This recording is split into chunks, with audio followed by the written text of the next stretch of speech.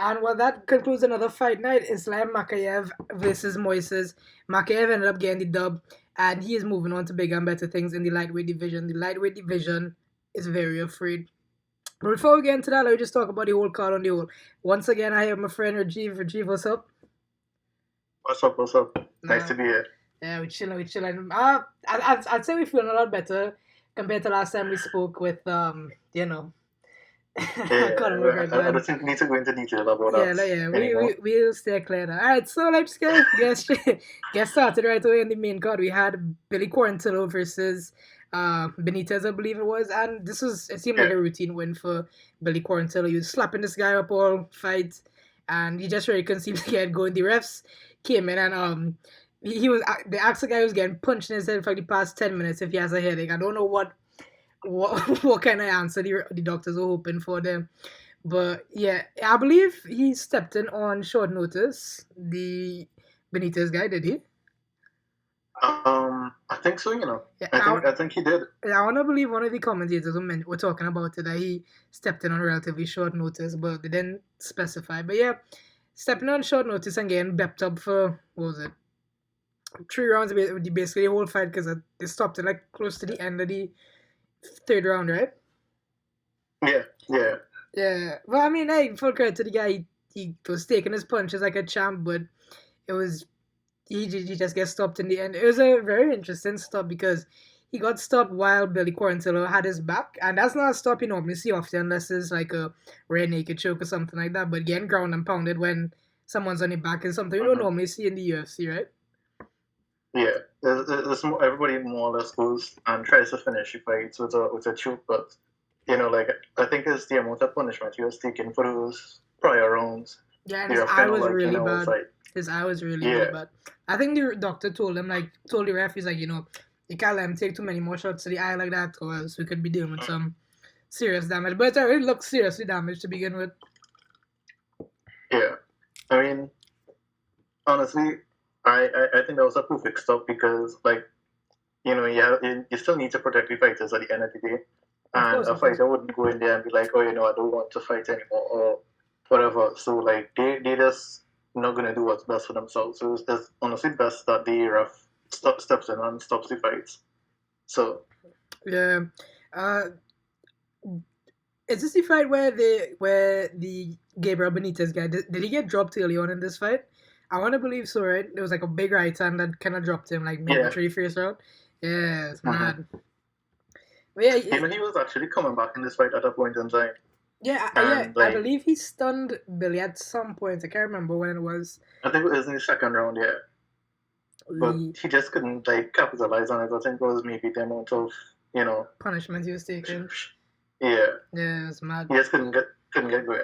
Yeah, well, that's it for that first fight. Billy Quarantillo. Interestingly enough, I don't know how I remember this, but after the post-fight interview and while they were celebrating, one of the commentators brought up something that said he only competed in front of a live audience one time in his career, and that was on his debut.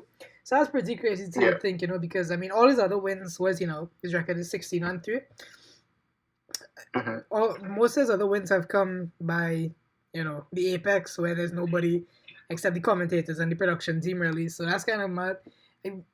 Obviously, fans do play a role in how some fighters perform. Some fighters crumble under the pressure when they're in front of a live crowd. Others feed off the energy from the crowd and perform even better. But what do you think would his reaction be to fighting in front of a live crowd again? Because I believe he does, at this point, earn, a fight on the undercard of a pay-per-view in the near future. So assuming he does get that, how do you think he'll perform? You think he'll be the same? You think he'll crumble under the pressure of the crowd? Or you think he will feed off the energy from the crowd and be even better than we've already seen him? I think he'll feed off of the energy of the crowd because the first time I saw him fight in his debut, like I said, it was in front of a crowd. And he seemed to handle that pressure well.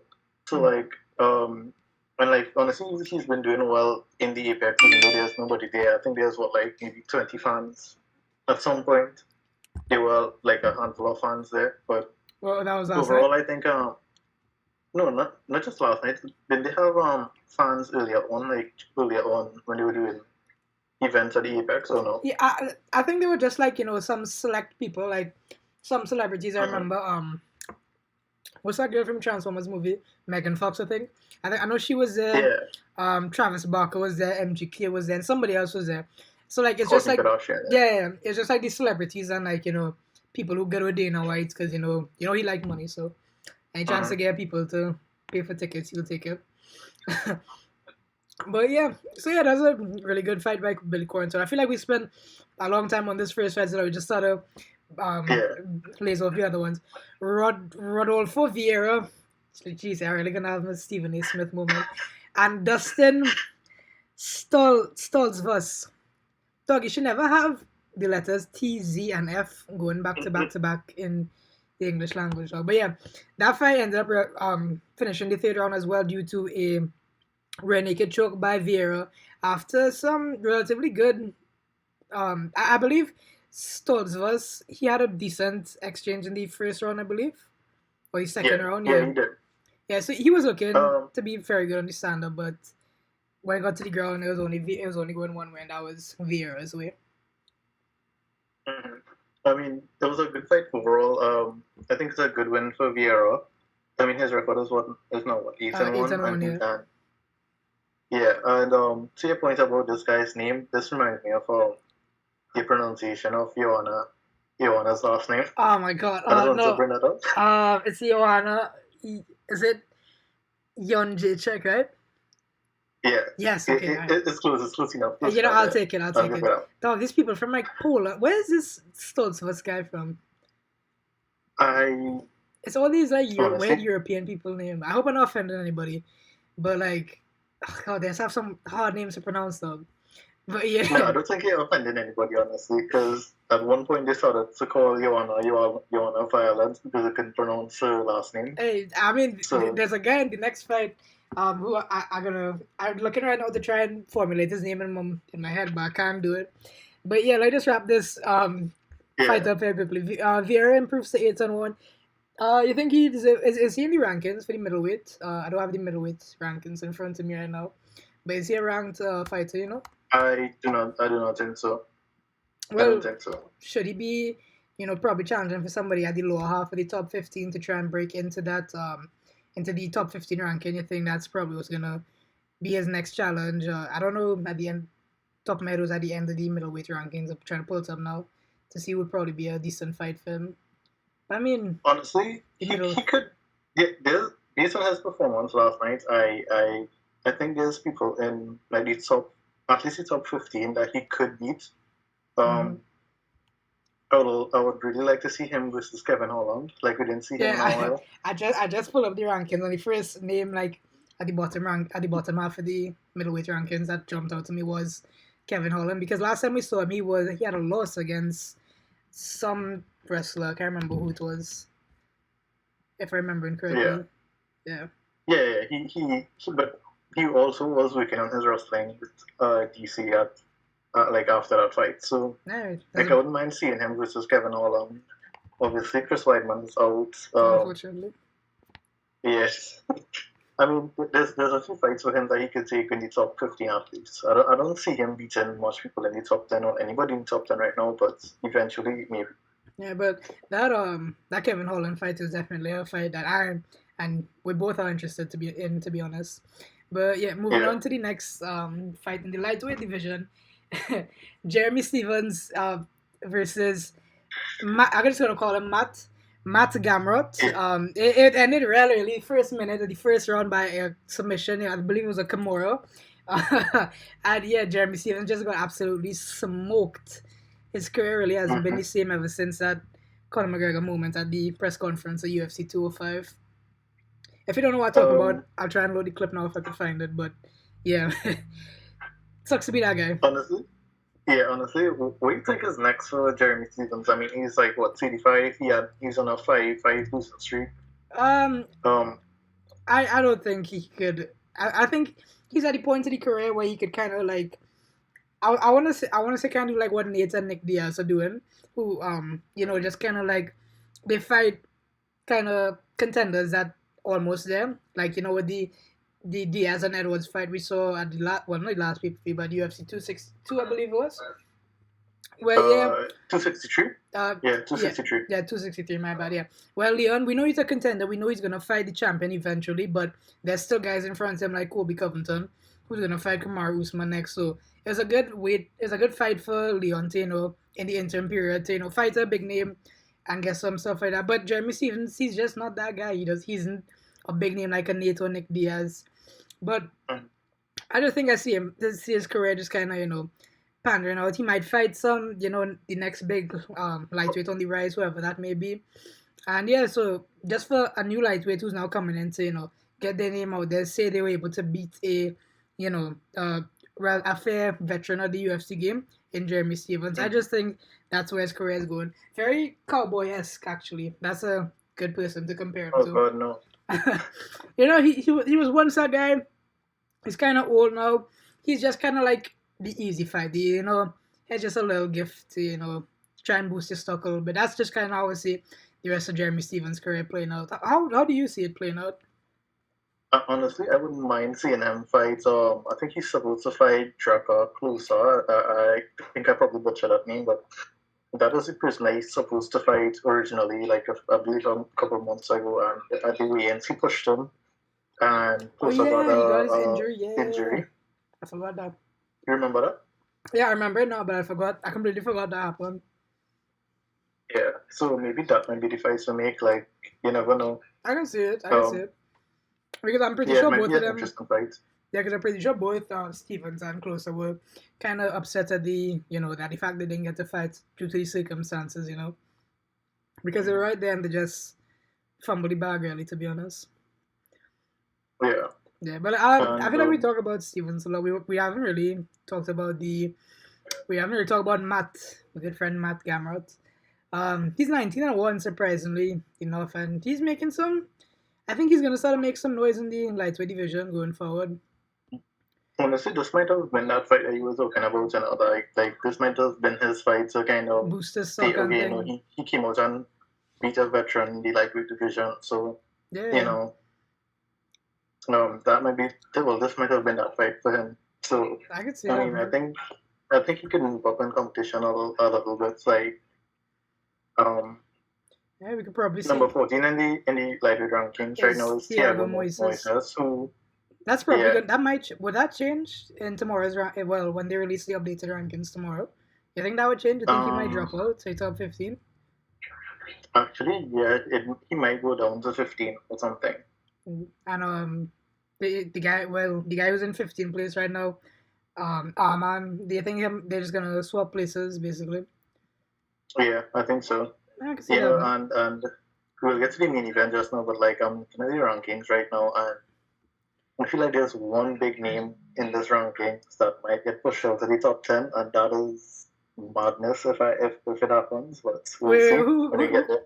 Okay, yeah, we'll see when we get there. Well, I have the rankings open as well now, but we'll talk about who you think might drop out when we get to the main event. But before we get to the main event, we had the co-main event. Miesha Tate's return. She came back and she looked really good in her return. Surprising. It was been like 4 or 5 years now she's been away from the sport. She said she was done with it at the point. She was retiring. She was done. And then she came back and she got a great victory on the retiring Marion Renault, who called it a career after this fight. This was her last fight. You never really want to see a fighter go out on a loss like that, but that's just your fight game sometimes. You win some, you lose some. She lost this one, the last one, but it's a sad way to see her go. I wish her all the best in retirement. But let's talk about Miesha Tate. How old is she now? I think she's like 33. 33. That's still. There's still time for her to make some kind of noise in the female division, the bantamweight division. I believe after the fight, you told me she called out the champion, Amanda Nunes. So would you make that fight? Huh? So would you go ahead and sort of make that fight if you're Dana White?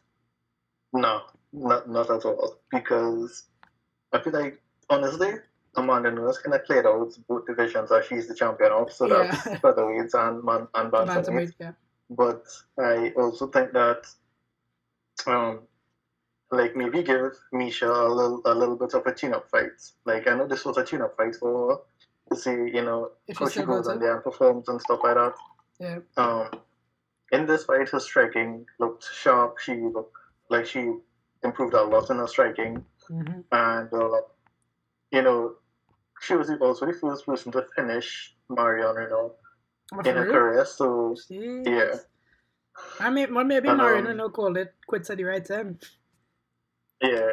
That's also something to talk about. But if I was Dana White, I would make this right away. I think I would give Michelle like maybe 2 more fights. Or at least slowly increase the competition and see how she performs, because you can just throw her in there with Amanda Nunes. Like, I think Amanda Nunes would beat her fairly easily right now. Amanda would smoke her. Yeah. So I mean, I would like to think that there's some competition in that division that would be willing to fight Misha Tate. So, Well, looking at the rankings, I really not sure who would be the fight to book with her, because she beat Marion Renault, who was the 12th ranked. Was the 12th ranked bantamweight. So that's obviously gonna change with her retirement. Does Misha Tate sneak in and take that 12th spot now? You think probably with a win? I could see it happening, because I could see it happening. All right, so she's in the 12th spot. So let's just hypothetically say she is in 12th spot. Who would you probably be the next fight to book her to? Let's just say boost up to the top 5 rankings. Who would that be? I'm looking at the top 5 right now. I do not think putting her in there with Holly Holm. Oh yeah, that's just bad news for her. Yeah. Well, number 6 is Yana Kunitskaya, who lost. Was that last week? Yeah, last week. Yeah, I remember that name. And so that might be an interesting fight. Who? The same Yana Kunitsak. You know what? Yeah. You know what? No, this is part of the press conference experience that people sign up for. Yeah. I wouldn't mind seeing her in there with Sarah McMahon, but at the same time, maybe throw in there with Yana Kunitskaya and see what happens. But yeah, I think there is competition in here for her, and you could see how well she's improved since 2016, and we'll decide based on those performances how we think she'll perform against someone else. Yeah, but I mean, it's a very scary thing when a great wrestler improves their striking and they start to look good and confident on the feet, because once that happens, you start to think, well, all right, so how do you beat this person? What's the blueprint to beat this person? If they're good on the feet and they're incredible at wrestling, what do you do? And if Misha Tate can really build on a return fight and really start to improve on her striking, she can be one of those fighters who's like, all right. She could pull off the upset. What's that? I said she could probably pull off the upsets. Yeah, she could. If she gets the title shots. Yeah, she's one of those rare fighters that has been to the top, and who, yes, they took a long break, but they still do have it.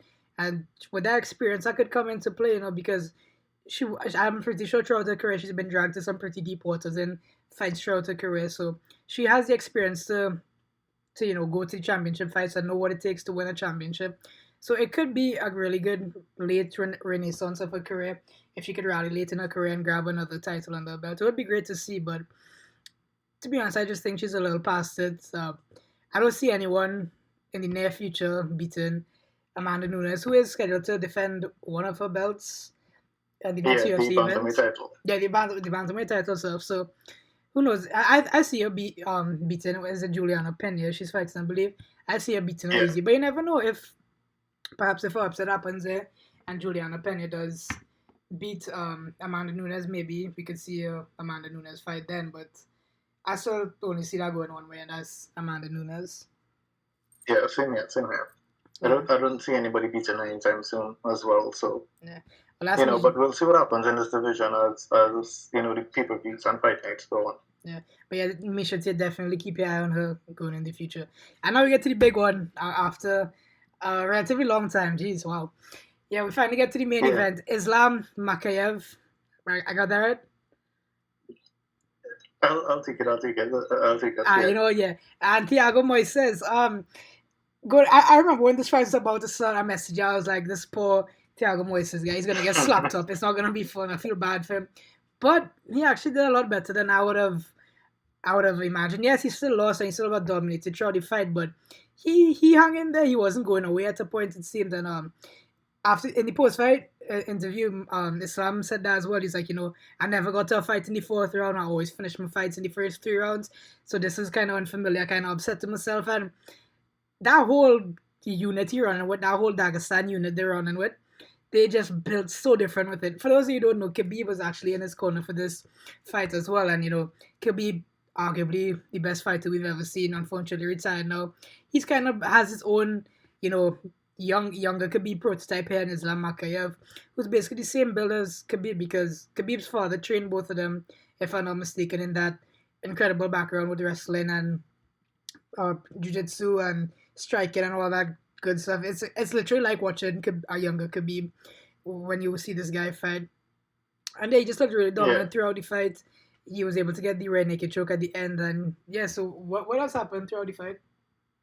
Honestly, I just think he dominated every single round. I don't think I gave Thiago Moises any rounds Me neither. as a dub. I think I actually gave Makhachev like a 2-10-8 rounds because I think that was his second and third round because he just had so much control over him, So there was a point in the fight. I can't remember exactly what happened, but Thiago, I think it was Makhachev got one of the takedowns, and how it kind of happened was he kind of fell into what looked like a guillotine from Thiago Moises, and he kind of had it, but you just look at how Islam's body language and what he was saying. He's like, yeah, I know, I got this. Relax, don't panic. And that's just a scary thing when you can see a guy who's in a relatively dangerous position like that, where your head is kind of trapped between a guy's arms, and he just remained calm. He did exactly what he needed to do. He was able to pop his head out and continue to ground and pound him. Really, I don't know if you remember that part in the fight. What I'm talking about? Yeah, I did. Yeah. There was also a part where Moises got Islam in a leg lock, but it was coming down to the end of the round. Oh yeah, I remember that. Yeah, and Islam just turned to Khabib and was like, and Khabib was just giving him instructions on how to get out. Yeah, and Islam just started to pound away on his face. Yeah. And that's mad. Yeah, and then the round ended. So like, I think even if the round had continued, he would have had to let go of that leg lock because he was getting pounded from Islam. And I believe it was the end of the first round too, where Islam he seemed to pull an armbar attempt out of nowhere, like at the last 5 seconds of the first round. It was real crazy. I don't know if you remember that. Yeah, it was. Islam is a monster in there. Yeah, and well, obviously he's a monster. Everyone in the lightweight division has been ducking him. And to be honest, I don't really blame them because look at how dominant this guy's been. Let me put it like he finished Drew Dober, UFC 259, third round. All of his fights have just been so incredibly dominant throughout his career.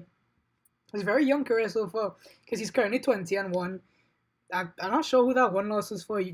Who that one loss was to, off the top of your head? We lost to? No, but I'll pull it up. Yeah, so like I was saying, I imagine that loss did come early on in his career, and I was right because he lost to Adriano Martins, was it? When did that fight happen? Honestly, I think that was like I'll pull it up real quick. Yeah. That was 2015. Yeah, Jesus Christ, wow. So yeah, he hasn't lost since 2015, basically, is what we said. And so he's. I feel like every time we see him fight in his post-fight press conferences, he's always calling out the guys in the lightweight division, and nobody's just accepting his fight because when he beat Drew Dober early in the year, I believe he called out Tony Ferguson, and Tony Ferguson hasn't taken that fight, and I'm praying Tony Ferguson never takes the fight because. And I'm sure you can feel the same way too because as a Tony Ferguson fan and a Tony Ferguson fan yourself, we don't want to see our boy go through that because he would just get destroyed very quickly based on the recent Tony Ferguson we've seen. But yeah, honestly, go ahead. Yeah, but in the lightweight division, I was just gonna say, I understand why everybody wants to take the fight because if you look at the lightweight division right now, you have Dustin Poirier on top. Probably gonna fight for the title, then maybe a rematch McGregor. Justin Gaethje, I believe they want to push him for a title shot, but he's coming out that loss to Khabib since last year October. He didn't fight since. Yeah, he needs to get a fight, man. Yeah, and then they have like Michael Chandler, God, Benil Dariush. God. Benil Dariush who actually beat Tony Ferguson And in a very in dominant his fashion. last fights. A very dominant Yeah, fashion. yeah. So, like that's basically top four, top five right there. Mm-hmm. Tony Ferguson is actually ranked number five, because like I don't see him taking that fight. I believe Rafael dos Anjos might take that this down fight, Because because he got called yeah, out. if she beats him, that's a big step in his career, even though Islam is ranked lower than him. Yeah. Well, I mean, currently Islam is ranked number 9, but I imagine he would jump up by at least one Mm-hmm. following his performance yesterday, because I imagine he would leapfrog Dan Hooker. Maybe he does leapfrog Conor McGregor as well, who is ranked number 7 at the moment. And after his fight, he called out Rafael dos Anjos. And that's a fight I'd love to see, to be honest, because I feel like dos Anjos is one of those guys where he's like, he's his rank at number 6 makes a lot of sense, because he's not in the top 5 elite guys. He's not as good as those, but I think he's better than everybody below him, bar Conor McGregor and Islam Makhachev. So I feel he's that perfect Yeah. guy for Islam to take on next, to really start to transition him from a prospect to a serious contender in the lightweight rankings. Because I think if that fight happens, he's going to beat Dos Anjos, and then after that, he's up there with the big boys now. Because I imagine by the time that fight happens, Tony Ferguson would have probably fought, and unfortunately, based on Tony Ferguson's recent performances, may lose again. So we could see Tony Ferguson drop out of that sort of elite lightweight category, and Islam Makhachev could definitely fill that role Tony Ferguson would leave. And then of course it's the question of Conor McGregor, what's gonna happen with him when he returns. Obviously he's eyeing that fight with Dustin Poirier. But the lightweight division could be a completely different world by the time Conor McGregor returns. I agree. I agree. Let's take so well, Connor is going to be fighting for at least the next year. Yeah. So you never know. Like within that time, Poirier and Chandler might have not Chandler, Poirier and Oliveira might have fought already. Mm-hmm. That's an interesting Chandler fight is still though. a contender. Huh? The Poirier Oliveira fight. I didn't mean to cut you off, but I was saying that's gonna be an interesting fight. Yeah, yeah, it will. It will. I kind of lean more towards Oliveira for that fight. I'd Um, say me too. Yeah, yeah, I don't think but Poirier could match up with him very well, but you never know. It's MMA. Like look what happened last week. So I could definitely see it um, happening. yeah, and then there's Michael Chandler in that division, who came off a loss from the champion actually. So you know, maybe if Islam beats Dos Anjos, they might match him up with Chandler or maybe Ferguson. That would be a great fight, the Michael Chandler fight. But Chandler well, we saw that Chandler kind of did struggle with Oliveira a bit in the wrestling department, especially. So I think Mhm. with Makayev, it would just be a even more dominant performance should they fight. And this is assuming Michael Chandler's wrestling doesn't improve whatsoever. Because he, Chandler is actually a good wrestler. It's just I don't think it works out for him because like versus Oliveira. Oliveira is just a different rank in wrestling. His Mhm. wrestling's elite. But yeah, I feel that Islam Akayev is in that same elite wrestling as well. So I could definitely see Michael Chandler being dominated on the feet as well as on the ground. But you never know, Michael Chandler. He does have that power. If it's one thing, I don't really like the guy, but he does have that power about him that whenever he strikes, he puts a lot behind it, and he does hit people when he hits them. We saw that in the Yeah. fight against Oliveira. He did hit Oliveira 3 points in that first round, and both you and I were kind of nervous at points in that round because it looked like Oliveira was out at a certain point. I don't know if you remember where Yeah, Oliveira yeah, was trying to it get did. up and he just get clocked in the head and he was down. I was like, oh damn. But You know, I'm yeah, also looking at Islam's height advantage if they do match him up with Chandler, because Chandler is he's very a short short guy. and Yeah, yeah. So like you never know, Islam could pull a head kick out of nowhere, and you'll you have that know, reach on him for sure as well. yeah, And typically if you're the shorter guy in a fight, you would want to keep the range close. You would want to try to get some takedowns and stuff. But that's exactly what you don't want to do against a guy like Islam Makhachev. Go close, try to take him down. Because mhm. even if you do manage to take him down, you don't want to go to the ground with him. That's just a really bad idea. Yeah. I think it's best to keep that fight standing. Yeah, but like I said, Michael Chandler being the shorter guy, when you're the shorter guy in the fight, you kind of have to, close the angle. We definitely have to get closer to close the gap and, try to, if you're going to go in there to give out 3 punches, you will take 1 or 2 punches yourself going in there.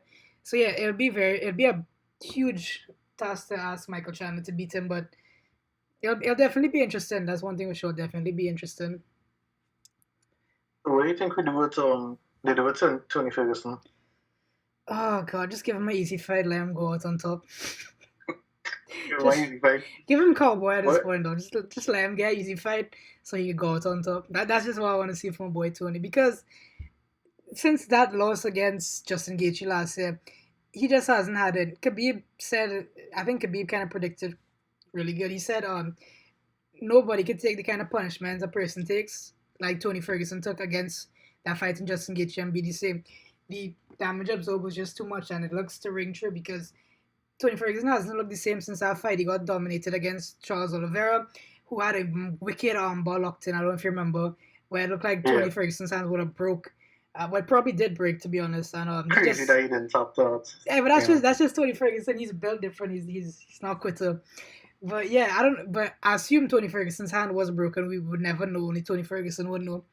And he was able to still go on for the four rounds because I believe that finished. That was a decision, if I remember correctly. That wasn't a stoppage. He fights against Oliveira. Uh, yeah, I believe so. Honestly, I cannot remember. I just try to forget all of Tony Ferguson's last like three performances. Honestly, Yeah, I just put it up. It was a decision. So yeah, he didn't get finished in that fight. I believe the same thing with the Benil Dairush fight as well. He didn't get finished, but he yeah, got he didn't get dominated. finished yet. He just got dominated on the ground, and you know, not Justin. Dairush did everything he needed to Yeah. do to pull out the win out of that one, whether it was just the ground control time or whatever. He did do enough, and he did get the job done at the end of the day. You And know, yeah, good. talking about that fight, right? Like I don't think like thinking about this again, I don't think Ferguson is probably done. Because if you look at it, Darius didn't really do damage to Tony in that fight. If you really think about it, they didn't have any ground and pound. It's more like point fighting he was doing, controlling him on the ground. He Mm-hmm. did get a heel. Was it a heel hook or something he got in? And he said he heard Oh Tony yeah, Ferguson's leg pop. yeah. Yeah, but like other than that, he didn't really do any significant damage. So you never know. Maybe they might save him for Conor McGregor's return. Oh boy, that would be Or a yeah, that's a fight we were robbed of back in the day, when both of them were in their prime. That's a fight we were robbed yeah, of. But yeah, my counter to that would I can understand the point where you're coming from with that, but my counter to that would be we know Tony Ferguson is a great guy fighting off his back. He does have these explosive moments where he just seems to leap out of nowhere and get out of sticky situations. And even when he's on his back, he's great from fighting off his back, whether it be, striking off his back yeah. or pulling some Hail Mary submissions off his back. We know him as a great guy fighting off his back, and that's why a lot of people said, the fighter, he's probably the best guy to beat Khabib. Unfortunately, another fight we were robbed of. We didn't get to see that, but based on the, like you said, the point fighting that happened, I think that like I was saying, if Tony Ferguson was still that guy and he's still at it, he would have been able to, do some sort of explosive maneuver, get out of that situation, get back onto the feet, and keep the fight striking if he realized the wrestling wasn't working for him. But unfortunately, Tony Ferguson just wasn't able to do that, and he got dominated on the ground, and he unfortunately lost that last fight. So going back to what I was saying, I just don't think Tony Ferguson still has it. I still think he might be outed. If he does get matched up against Conor McGregor, it might be a nice return fight for McGregor. I think McGregor would get the win. Hypothetically thinking a year from now, Tony Ferguson will be a year older.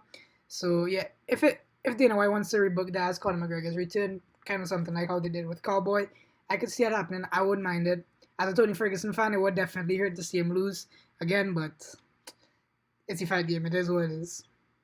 I mean, there is also the option of Rafael dos Anjos fighting Conor McGregor. We were also robbed of that in, I believe, UFC 196. That's when dos Anjos pulled out with a foot injury or something. And that's how McGregor ended up fighting Nate Diaz the first time.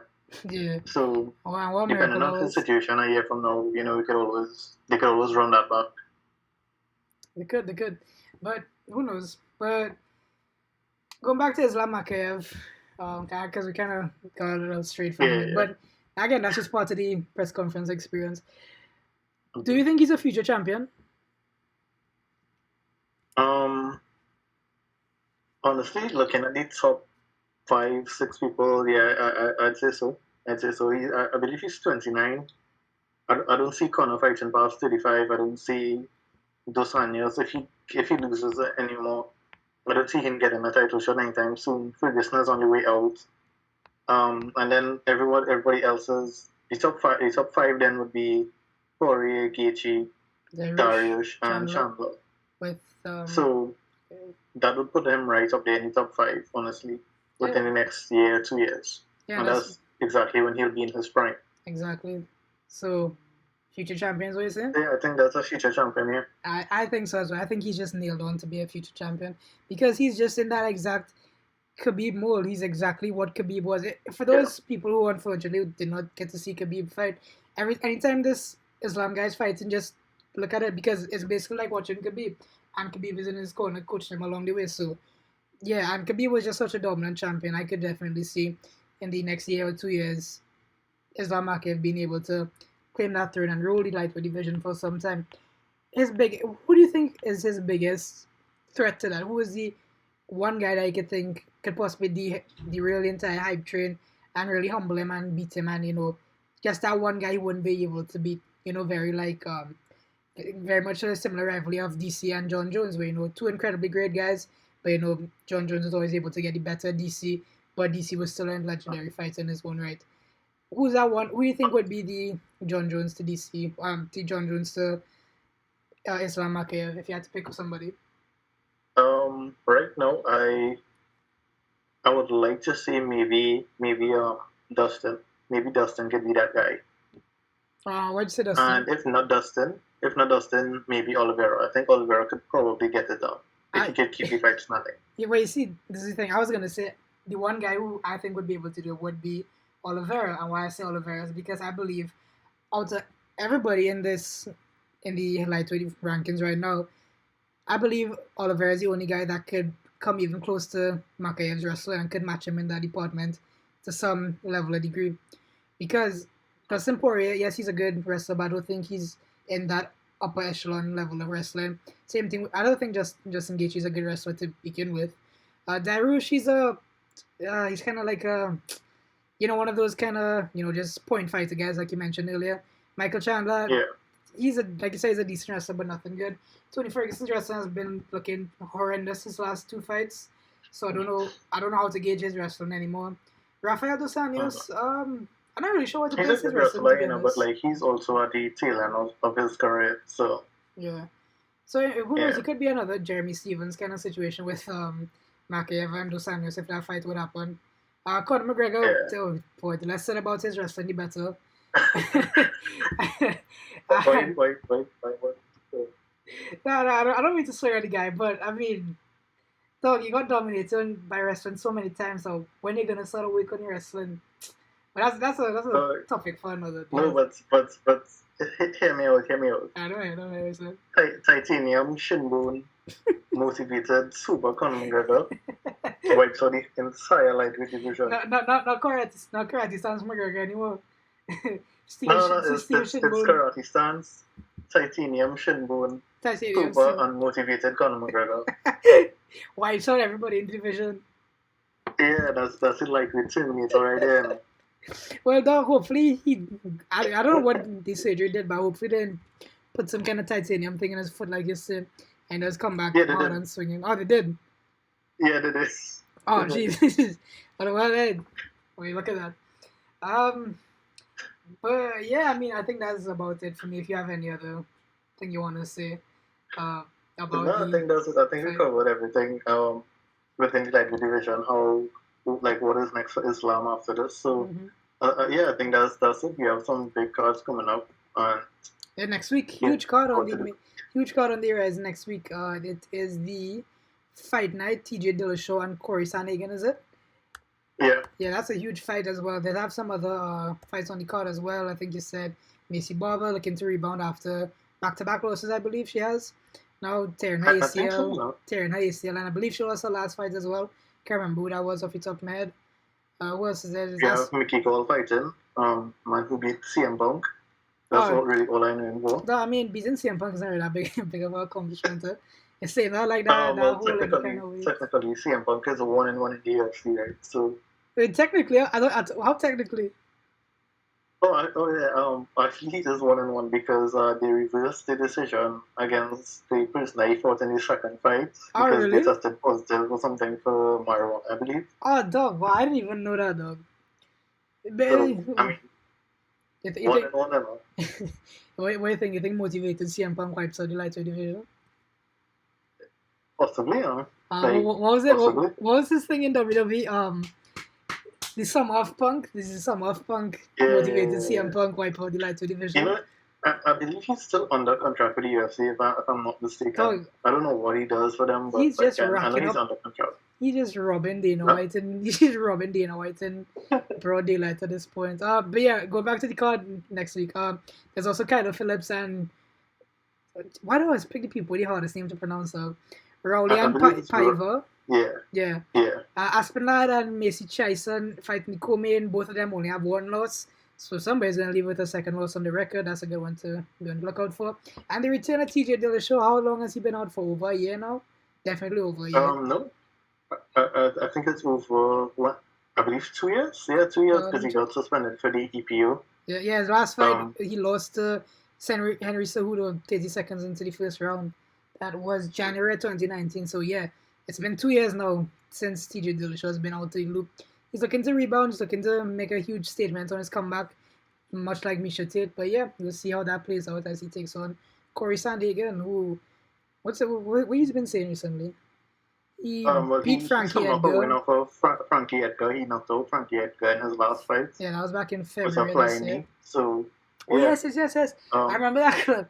I remember seeing that knockout. And then he lost to Aljamain Sterling, the current bantamweight champ in UFC 250 back in June. And he beat Marlon Moraes. So yeah, he is he's 3-0 in his last 3 fights. So he has a little undefeated streak. He has TJ Dillashaw looking to rebound. It's going to be a classic for sure. Can't miss that as always. What's that? Any predictions? TJ Dillashaw. I'm going to back him. Oh, I was picking Sandhagen for like maybe a TKO when he did. Oh, well, interestingly enough, this is something I actually wanted to mention, but I completely forgot until just now. Both you and I, we went perfect on verdict in the card we're talking about right now. For those of you who don't know, Verdict is a app which you can download. You can add both of us on Verdict. My name is Shivs_8, and what's your handle on Verdict? It is it's Brian BRYXN.X0565. So yeah, you guys could add us, you can follow us, and we could have a little friendly competition. See who could predict more right. Normally I do get more right. So just throwing it out there. Sure. But yeah, both of us went perfect in this card. Both of us, we all predicted all five winners for the main card, which is something that we never did before, which is just mad. So yeah, we both on level terms. We'll see who gets more predictions right next week. I know I will. So yeah, I think this is perfect time to ask for like a little Verdict sponsor or something. Hey, Verdict, yeah. If you want to sponsor the boys, the press conference, we're always looking for some sponsors. And if anybody out there wants to sponsor the podcast, we would always appreciate that. Just hit us up. The socials down below. Don't forget to follow us on the socials. My socials will be down below. The G socials will be down below. And don't forget, guys, he runs his Instagram page, counterstrike.mma. Be sure to follow that as well. While there is no content on there right now, there will be content coming soon. Stay tuned for that. Be on the lookout for that. And don't forget. If you have anything else to say, you can say it now, or else I'll close out the show. No, I think we covered everything. We covered the main card and all predictions. So, I think we can close it off right now. Well, that's been it for me, guys. Catch you guys next week. Later. Bye. Later.